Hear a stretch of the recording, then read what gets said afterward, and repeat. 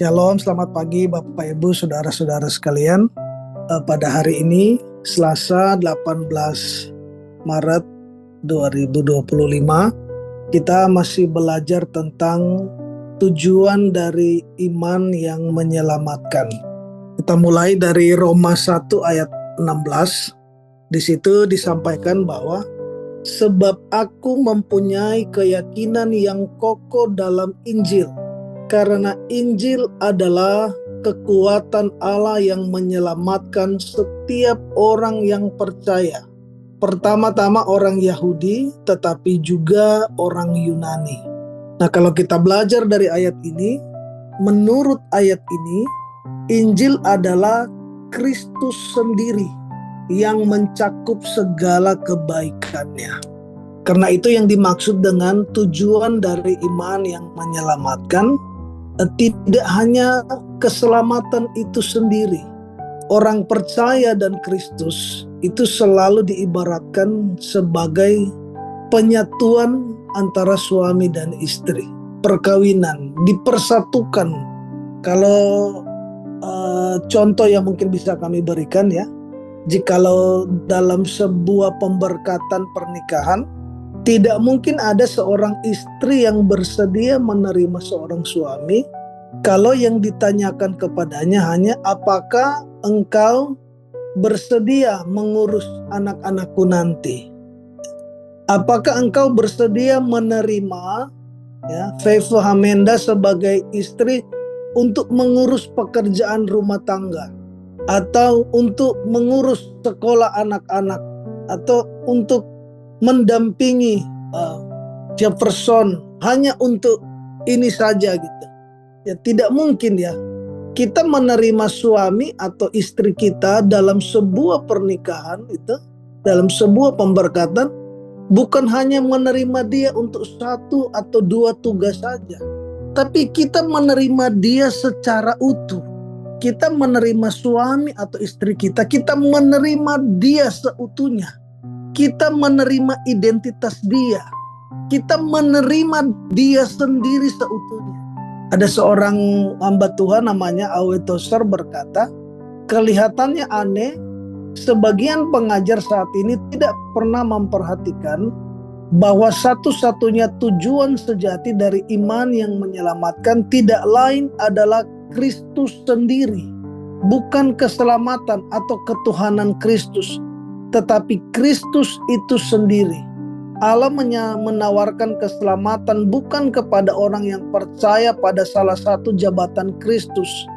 Demikian pula jabatan Kristus tidak pernah dinyatakan sebagai objek iman.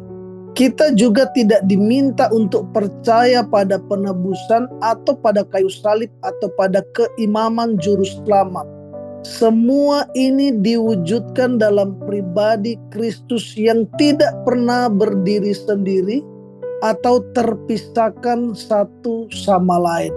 Jadi sekali lagi bahwa tujuan dari iman yang menyelamatkan adalah Kristus itu sendiri. Yohanes 1 ayat 12 berkata bahwa tetapi semua orang yang menerimanya diberinya kuasa supaya menjadi anak-anak Allah, yaitu mereka yang percaya dalam namanya. Jadi siapapun kita, waktu kita menerima Yesus sebagai Tuhan dan Juru Selamat, maka kita menerima Dia sebagai Tuhan Yesus Kristus, sebagai Juru Selamat, sebagai Tuhan, juga sebagai imam, sehingga kita diberi kuasa menjadi anak-anak Allah. Selanjutnya di Kisah Para Rasul 16 ayat 31 juga dikatakan, jawab mereka, percayalah kepada Tuhan Yesus Kristus dan engkau akan selamat, engkau dan seisi rumahmu. Kita harus belajar mempercayai atau menaruh kepercayaan atau mempercayakan diri kita kepada Tuhan Yesus Kristus. Tidak hanya percaya saja, tapi mempercayakan hidup kita. Arti dari percaya kepada Tuhan adalah mempercayakan hidup kita, menaruh seluruh kehidupan kita kepadanya, mempercayakan diri kita, mempercayakan masa depan kita, mempercayakan keluarga kita ke dalam tangannya, kepada Tuhan Yesus Kristus yang kita percayai. Di Lukas 6 ayat 46 juga dikatakan bahwa mengapa kamu berseru kepadaku Tuhan, Tuhan, padahal kamu tidak melakukan apa yang aku katakan, ya. Banyak orang berseru Tuhan, banyak orang di sela-sela pembicaraannya menyebutkan Tuhan, ya. Sedikit-sedikit Tuhan, sedikit-sedikit Tuhan. Tapi di ayat ini diajarkan bahwa orang yang berseru Tuhan, ya, belum tentu melakukan kehendak Tuhan. Karena arti kata Tuhan di ayat ini adalah tuan atau penguasa atau bos atau orang yang berhak mengatur hidup kita. Kata ini menyiratkan tentang ketuhanan. Jadi waktu kita mengatakan Tuhan, ya, tanpa pengertian yang benar, ya, perkataan Tuhan itu tidak mengandung kuasa, ya. Walaupun sedikit-sedikit orang Kristen itu cenderung bicara sedikit-sedikit Tuhan. Apa-apa ngomong oh Tuhan, apa-apa ngomong oh Tuhan. Jadi memperkatakan tentang Tuhan tanpa pengertian yang benar itu sia-sia. Nggak ada efeknya, nggak ada dampaknya, nggak ada kuasanya, nggak ada pengaruh atas pergumulan dan persoalan yang kita hadapi. Jadi waktu kita berkata, menyebutkan Tuhan Yesus Kristus, itu kita melepaskan kuasa yang dahsyat dan ajaib itu atas persoalan hidup kita, atas sakit penyakit. Dan yang harusnya terjadi adalah waktu kita berseru Yesus, maka kegelapan akan menyingkir dari hidup kita. Waktu kita berkata Yesus, ya, maka hidup kita menjadi tentram, menjadi damai sejahtera. Waktu kita berseru Yesus, sakit penyakit tunduk dan sembuh. Itulah kuasa nama Yesus. Jadi ketika kita memperkatakan Tuhan, ya, maka kita harus mengerti bahwa Dialah pemilik kehidupan kita. Dialah penguasa hidup kita. Sehingga ketika kita berseru nama Yesus, kita tahu bahwa kita melepaskan kuasa dan kita akan melihat hal-hal yang ajaib dan mustahil itu terjadi saat nama Yesus diserukan. Arti kata Yesus juga berarti juru selamat. Matius 1 ayat 21.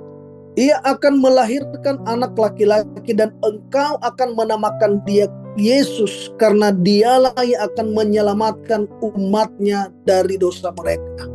Yesus adalah juru selamat kita. Tujuan dari iman yang menyelamatkannya adalah mempercayai seutuhnya bahwa dialah juru selamat yang telah menyelamatkan kehidupan kita. Selanjutnya di Lukas 3:23 ayat 2 juga disampaikan di situ. Di situ mereka mulai menuduh dia, katanya, telah kedapatan oleh kami bahwa orang ini menyesatkan bangsa kami dan melarang membayar pajak kepada kaisar. Dan tentang dirinya ia mengatakan bahwa ia adalah Kristus, yaitu Raja. Arti kata Kristus di sini yaitu sebagai Raja dan Mesias atas kita. Dia Tuhan, dia Juru Selamat, dia Raja kita. Dia yang memiliki otoritas atas hidup kita. Dia yang mengendalikan sepenuhnya hidup kita. Roma 1 ayat 16 juga berkata, sebab aku mempunyai keyakinan yang kokoh dalam Injil. Ya, tadi di awal sudah disampaikan. Karena Injil adalah kekuatan Allah yang menyelamatkan setiap orang percaya. Pertama-tama orang Yahudi tetapi juga orang Yunani. Injil adalah kekuatan Allah. Kristus adalah kekuatan Allah. Waktu kita punya Injil, ya, waktu kita punya Kristus, kita memiliki segala kuasa dan otoritas itu di dalam kita. Ada kekuatan yang tidak terbatas di dalam kita. Injil juga berpusat kepada anak Allah yaitu Yesus Kristus.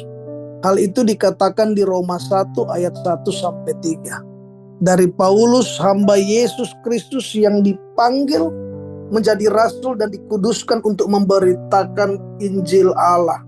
Injil itu telah dijadikannya sebelumnya dengan perantaraan nabi-nabinya dalam kitab-kitab suci tentang anaknya. yang menurut daging diperanakan dari keturunan Daud. Jadi Injil Allah berpusat pada anak Allah, yaitu Yesus Kristus Tuhan kita.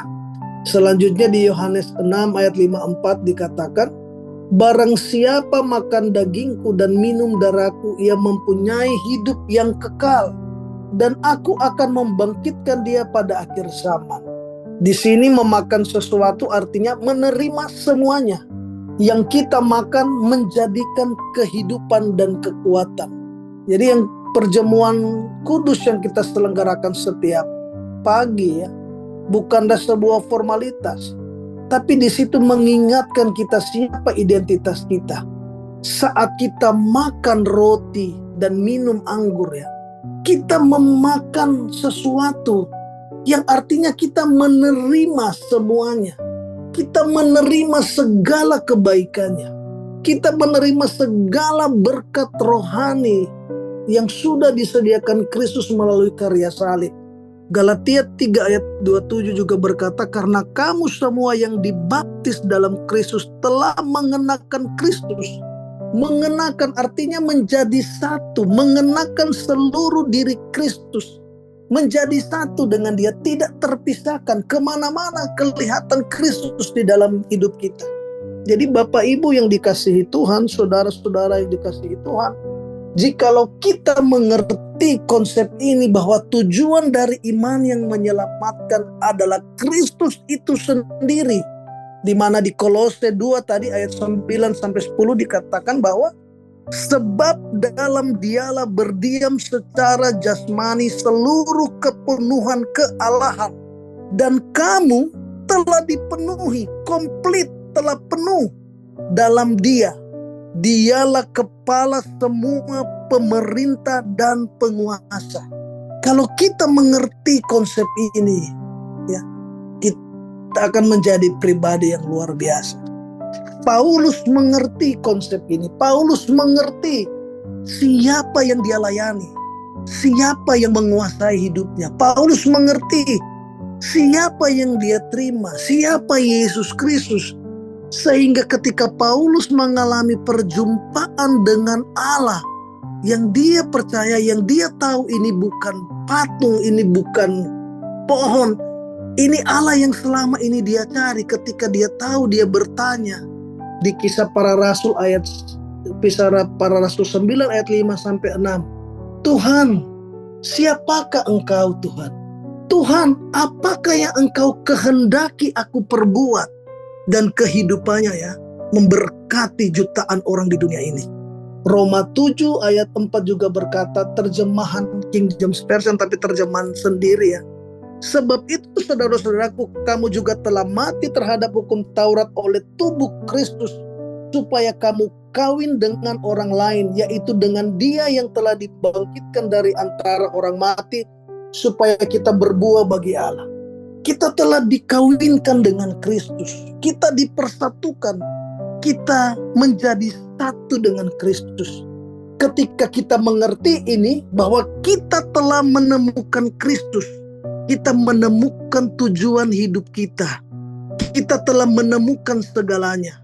Kristus yang telah mati, bangkit dan menang buat kita. Dia juga yang akan menganugerahkan kemenangan bagi kita hari demi hari. Demikian pelajaran di kita hari ini. Sampai bertemu di pelajaran di esok hari. Tuhan Yesus memberkati.